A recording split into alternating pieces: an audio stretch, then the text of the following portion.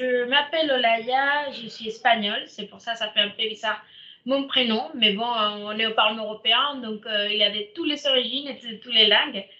Donc moi, je travaille au service des visites du Parlement européen. Je commence un peu large parce que je voulais parler de Strasbourg, mais je vais aussi présenter un peu plus en général tous les services visiteurs du Parlement européen, parce qu'au Parlement européen, on a tout un directorat dédié aux visiteurs et à l'offre pour un peu, on peut dire, entre guillemets, loisirs et découvertes et qu'est-ce que fait les parlements européens et qu'est-ce que c'est l'Union européenne. Donc, si jamais, je ne sais pas si parmi nos invités, il y a un intérêt à visiter Bruxelles, j'ai un peu présenté trois opportunités qui peuvent être intéressantes pour les écoles, pour les lycées, pour visiter lors d'un voyage, un séjour à Bruxelles. Donc, il y a l'hémicycle, les parlementariums et la maison de l'histoire européenne. Puis j'ai mis ici autre ville parce que je ne sais pas si il peut y avoir la possibilité, l'opportunité de visiter d'autres villes. Sachez qu'il y a aussi des centres de visiteurs de l'Union européenne à Berlin, à Copenhague, à Helsinki, Ljubljana, Tallinn et Paris que nos collègues vont présenter plus tard. Et puis Rome qui va être inaugurée la semaine prochaine. Et bien évidemment, en fait, vous pouvez aussi visiter les sièges du Parlement européen qui est à Strasbourg avec l'hémicycle, le parlementaire Simon Weil, et il y a aussi une possibilité de jeux de rôle que les collègues de Paris vont expliquer plus en détail plus tard. Et parlant de Bruxelles, en fait, il y a des visites des groupes gratuits pendant toute l'année, de lundi à vendredi. C'est notamment des visites qui peuvent inclure une visite à la plénière, si c'est le cas en fait à Bruxelles. Et vous avez l'opportunité de visiter avec votre groupe de 20 à 80 personnes. Mais tout est gratuit. Hein. Il y a beaucoup de gens qui reviennent à cette question. Et en fait, non, c'est toujours gratuit. Il y a aussi la possibilité de faire un séminaire pour les jeunes. Alors, qu'est-ce que c'est, séminaire pour les jeunes? C'est l'opportunité d'aller avec votre classe à Bruxelles et éventuellement, en fait, faire un séminaire avec des jeunes d'autres pays. Donc, pour cela, vous aurez une journée un peu plus dédiée aux thématiques des jeunes et en fait de manière un peu plus participative. Et l'idée, c'est aussi de leur faire travailler avec des jeunes d'autres pays de la même âge et avoir des conclusions et finalement avoir la participation d'un député. Donc, c'est aussi très, très intéressant pour tout ce qui est un peu leur faire découvrir qu'est-ce que c'est les parlements européens de manière un peu plus interactive et pas que en écoutant ou en regardant un film ou des choses comme ça, mais plus leur faire prendre la parole, interagir, etc. Et puis, pour ceux qui ne peuvent pas venir à Bruxelles, ben, il y a aussi l'opportunité de faire ces séminaires en ligne. Donc, qu'est-ce que c'est C'est un séminaire où vous allez avoir la participation d'un de nos collègues du service des visites qui fait une petite introduction, qu'est-ce que c'est les parlements européens, en quoi ça consiste. Il y a également une partie d'interaction. Donc, on va faire travailler vos élèves à qu'est-ce que c'est les parlements européens, en quoi ça consiste le travail démocratique. Et par exemple, leur faire jouer un peu les jeux d'un député en disant il faut échanger, il faut débattre, il faut savoir comment on arrive à voir les lois dans notre Parlement européen. Et il y a également une participation d'un député à la fin. Alors n'hésitez pas, si ça vous intéresse, je vais mettre les liens à la fin de toutes ces activités parce que c'est très intéressant lorsqu'on ne peut pas se déplacer et vous allez avoir énormément de contenu et surtout d'interaction avec nos collègues du Parlement européen et aussi un député. Donc, je pense que c'est la meilleure manière d'expliquer l'Europe et de comprendre. Voilà. Et puis, en suivant avec l'offre qui est à Bruxelles, il y a aussi la maison de l'histoire européenne. Donc, cette maison qui a ouvert il y a quelques années, elle est ouverte 7 jours sur 7. Elle va raconter l'histoire de l'Europe du XXe siècle. Et il y a également la possibilité de faire des visites guidées pour les groupes scolaires de tous les âges. Donc, ils s'adaptent en fonction de vos besoins, de vos intérêts. Et il y a aussi également la possibilité de faire des ateliers thématiques. Donc, c'est une très bonne idée, si vous visitez Bruxelles, de faire un tour pour cette maison de l'histoire européenne parce qu'elle est gratuite. Elle est vraiment à 2 pas du Parlement à Bruxelles. Et c'est toujours intéressant parce que c'est un musée beaucoup plus interactif, beaucoup plus dynamique et d'autres un peu plus traditionnels. Ils sont aussi des ressources en ligne pour les enseignants. Donc, j'ai aussi mis ici les liens. L'idée, c'est qu'il y a pas mal de ressources par tranche d'âge. Donc, vous pouvez effectivement en profiter de tous ces contenus, qui soient dynamiques, plus des jeux, d'activités un peu plus interactives pour faire découvrir l'histoire de l'Europe à vos élèves. Et il est disponible dans 24 langues. Donc, si je ne sais pas s'il y en a ici des professeurs de franco-allemand, d'anglais, bah, n'hésitez pas à visiter ce site parce que vous pouvez en profiter de tous ces contenus gratuitement et en fait assez adapté aux thématiques et aux programmes scolaires. Vous pouvez visiter Strasbourg, donc les parlements européens à Strasbourg, c'est le siège, même s'il y a deux autres lieux de travail à Luxembourg et à Bruxelles. Ces parlements, ces beaux bâtiments Liesweiss, il est ouvert de lundi à samedi. Et vous avez également la possibilité de visiter les parlements lors de sessions plénières. C'est quoi une session plénière? En fait, les députés européens, les 705 députés européens, vont venir à Strasbourg, ils vont voter vos lois, ces lois européennes qui nous touchent au quotidien. Donc, vous pouvez suivre cette plénière en direct depuis les galeries. Vous pouvez également, en fait, lorsque vous êtes à Strasbourg, vous pouvez aussi visiter le Parliamentarium Simon Weil, qui est dans les mêmes bâtiments. Et vous pouvez aussi demander pour un jeu de rôle que je pense que les collègues de Paris vont expliquer plus en détail parce qu'ils ont également cette possibilité à Paris. Et en fait, je disais, ce voyage à Strasbourg pourrait éventuellement vous inviter aussi à visiter le mémorial d'Alsace-Moselle qui se trouve à 40-45 minutes de Strasbourg. Donc, ce mémorial d'Alsace-Moselle, il est gratuit lorsque vous montrez que vous avez visité les parlements européens dans la semaine.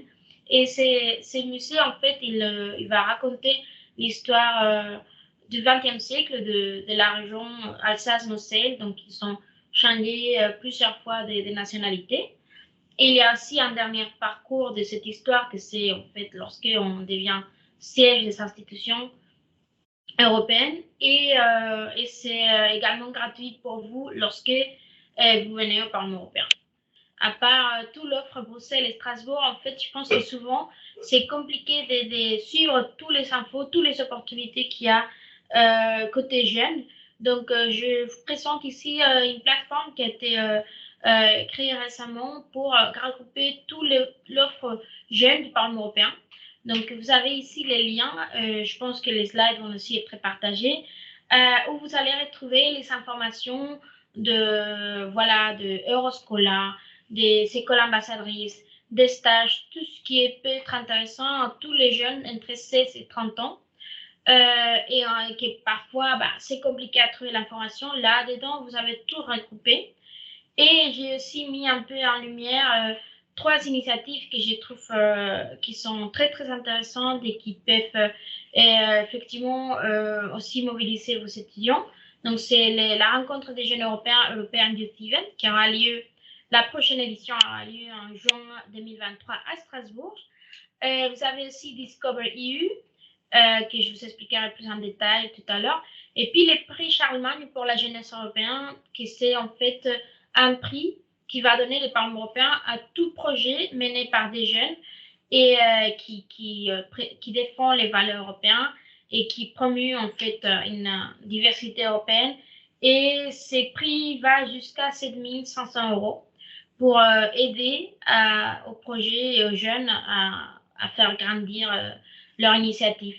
Donc, n'hésitez pas à visiter le site, vous aurez toutes les informations et ça peut aussi motiver à prendre action et faire partie de Parlement.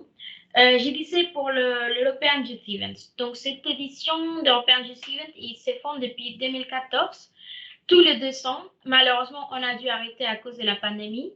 Donc, même si on avait déjà 11 000 inscrits pour 2020, évidemment, l'édition 2020 a été annulée, mais on a fait un rattrapage en 2021 et on a eu heureusement 5 000 jeunes à Strasbourg et 5 000 jeunes en ligne. Donc, comme je vous disais, l'édition 2023, elle revient. Et je vous ai mis également les liens ici. Pourquoi? Parce qu'il y a dans ce moment une appel à contribution. Donc, si vous voulez venir avec votre groupe de jeunes et que vous avez un projet, vous pouvez aussi contribuer au programme. Et vous pouvez aussi proposer une activité. Donc, voilà. Nous, c'est une école artistique, donc on veut faire une performance. Nous, on veut proposer un débat. N'hésitez pas à visiter le site internet et en fait, vous pouvez également profiter d'une subvention, une aide pour venir à Strasbourg ces 2 jours et profiter de cette rencontre des jeunes qui viennent de partout en Europe. Et c'est un événement juste trop beau parce qu'on voit les parlements européens envahis par des jeunes qui veulent discuter, qui veulent se rencontrer. Il y a de la danse, de la musique, il y a des sports aussi.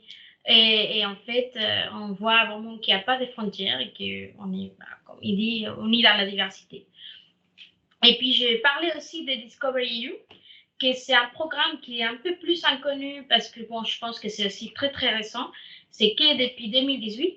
Et donc, Discovery EU permet à tous les jeunes qui fêtent ses 18 ans cette année, en 2022, de voyager pendant un jour ou un mois gratuitement. Donc, en fait, ils peuvent s'inscrire ici, dans ces liens.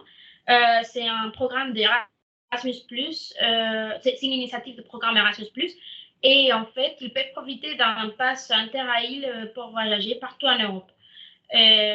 En fait, cette initiative va permettre aussi découvrir d'autres pays, rencontrer d'autres jeunes. Ils sont aussi, depuis cette année, je crois, les droits à une carte réduction. Donc, lorsqu'ils vont voyager, par exemple, à Berlin, qu'on a ici la photo, ils vont avoir des cartes de réduction pour les musées, pour des activités dans les pays.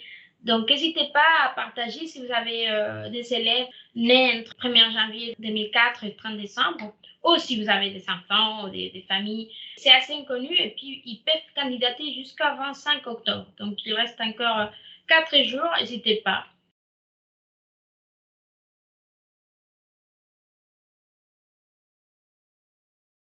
Il y a un système électronique, donc on va vous proposer plusieurs dates. Et en fait, en fonction de vos disponibilités et aussi des créneaux horaires qu'il y a disponibles, oui, vous pouvez visiter. Et puis, tous ces visites, en fait, ils sont disponibles dans les 24 langues. Normalement, alors, il se peut qu'en croate ou en hongrois, il y a moins de disponibilité, mais en français et en allemand, il y a toujours des créneaux disponibles. Prévoyez quand même 2 mois à peu près en avance.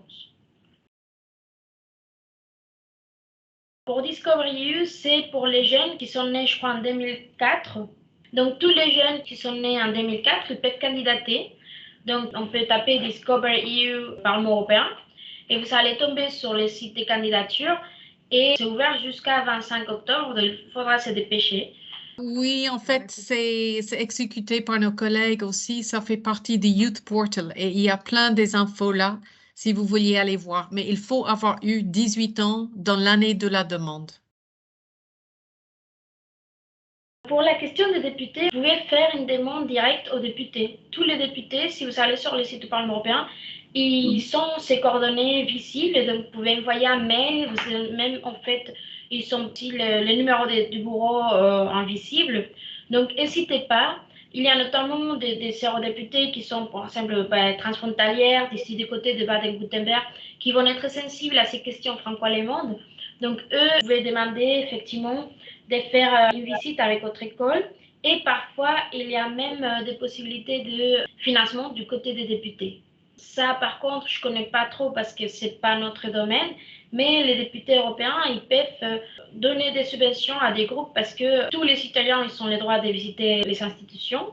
Et donc, des députés peuvent également inviter des groupes et les recevoir ici. La seule condition, en fait, lorsque vous visitez les parlements européens avec une subvention par un député, il faut les faire pendant la plénière. Donc, il faut savoir qu'à Strasbourg, il n'y a que 12 plénières à l'année. Et ça aussi, il faut un peu caler les dates. Mais n'hésitez pas à contacter des députés français, allemands, que vous souhaitez visiter les parlements européens avec votre groupe. Eux, ils peuvent effectivement vous aider avec cette démarche.